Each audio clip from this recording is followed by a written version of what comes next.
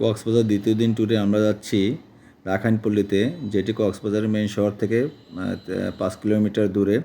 আমরা অটো গাড়িতে চলে আসছি। এখানে জনপ্রতি ভাড়া নেয় 30 থেকে 40 টাকা। আমরা আজকে দেখব মহাসিংহ দ্রৌপদীর উইমালা ছাড়া বৌদ্ধ বিহার, বৌদ্ধ মন্দির। এটা অংশরায় নামে পরিচিত।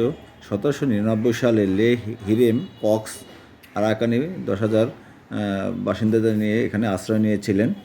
তার নাম অনুসারেই মূলত কক্সবাজার নামটি নামকরণ করা হয়েছে। আমরা এখন ভিতরে ঢুকবো, ভিতরে ঢুকে দেখব এখানে কি কি আছে। এখানে অনেক পুরাতন কাঠের 3 তলা বিশিষ্ট একটি বাড়ি। এখানে আরও আছে বিভিন্ন বৌদ্ধ মন্দির। যদিও এখানে ঢুকতে হলে আপনাকে জুতা খুলে ওদের পবিত্র স্থানে ঢুকতে হবে। এই যে এখানে দেখেন মন্দিরগুলো, ওরা যেখানে প্রার্থনা করে। আমরা মূল ফটকে ঢুকতেছি।